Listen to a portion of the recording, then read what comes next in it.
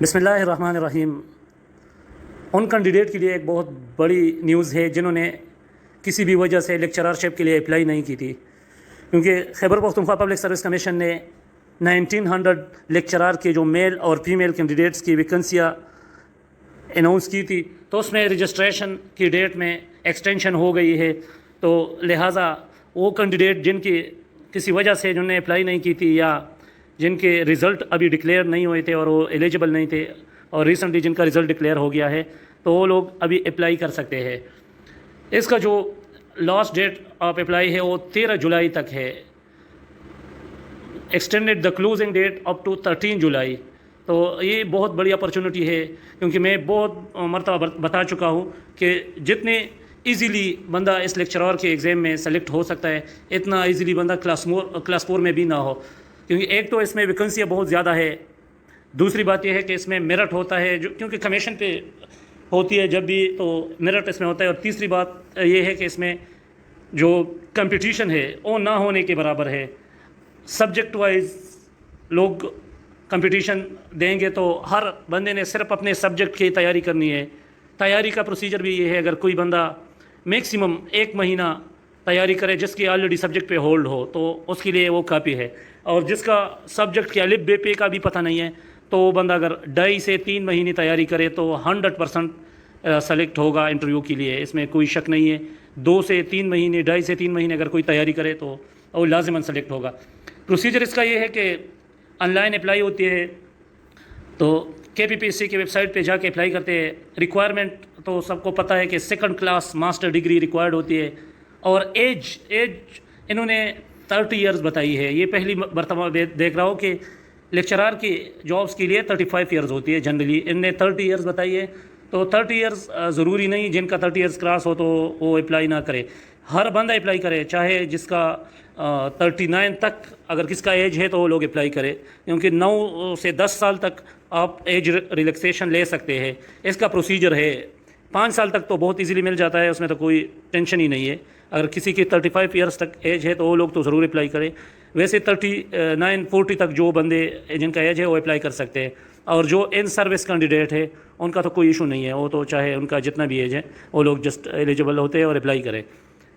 اور اس کا جو سلیبس ہوتا ہے کمیشن لیکچرار کے کمیشن ایگزامینیشن کا، تو اس میں 1 پیپر ہوتا ہے جس میں جسٹ MCQs ہوتے ہیں۔ پہلے تو کمیشن نے بتایا تھا، پہلا جو ایڈورٹائزمنٹ تھا، اس کے بعد جو نوٹیفیکیشن ہوئی تھی، کمیشن کا ارادہ تھا کہ ہم ڈائریکٹ انٹرویو کنڈکٹ کریں گے،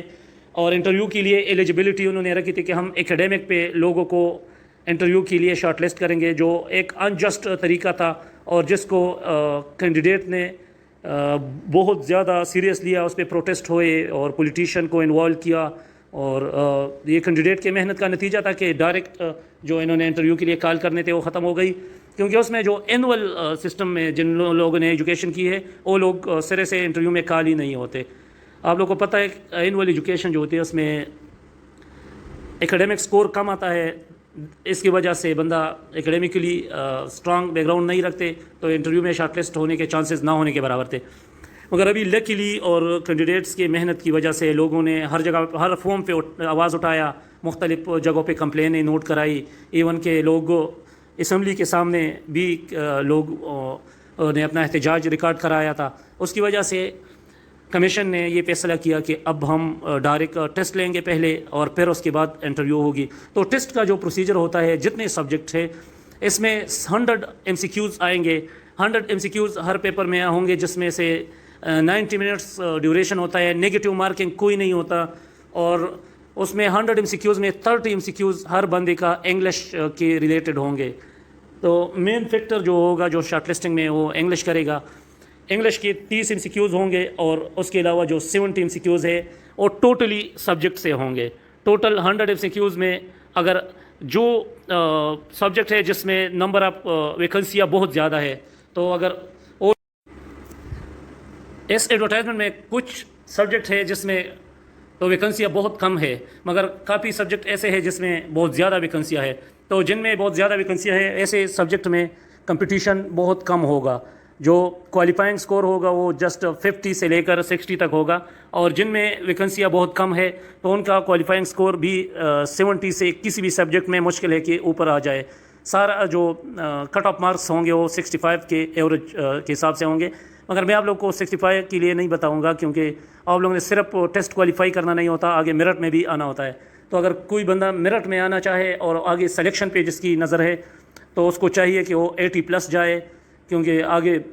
جو انٹرویو کے لیے کینڈیڈیٹ کال ہوتے ہیں وہ 1:5 کے حساب سے کال ہو جاتے ہیں، تو کافی بندے انٹرویو میں اپیئر ہو جاتے ہیں، پھر میرے ٹیسٹ میں کافی مسئلہ آتا ہے۔ ٹیسٹ کا جو ویٹیج ہوتا ہے یہ فائنل سلیکشن میں ٹیسٹ کے 45 مارکس کی ویٹیج ہوتی ہے،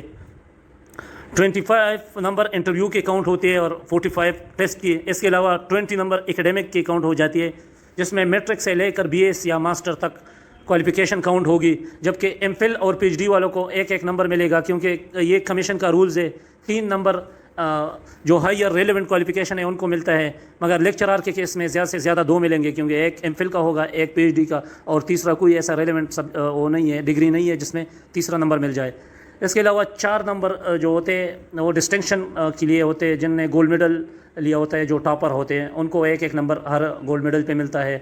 اور 3 نمبر جو ہوتے ہیں وہ حافظ قرآن کو ملتے ہیں۔ اس طرح کل ملا کے 100 نمبر کا میرٹ لسٹ لگتا ہے جس پہ فائنل سلیکشن ہوتی ہے۔ باقی جن کے جو کیوریز ہے تو وہ اپنے جو کمنٹ سیکشن میں اس میں اوپنلی ڈسکس کر سکتے ہیں، پوچھ سکتے ہیں۔ I will try to answer your each query. اگر ویڈیو اچھی لگی ہو تو ضرور لائک کریں اور ایک پیارا سا کمنٹ کریں اور میرے چینل کو سبسکرائب کریں۔ Thank you.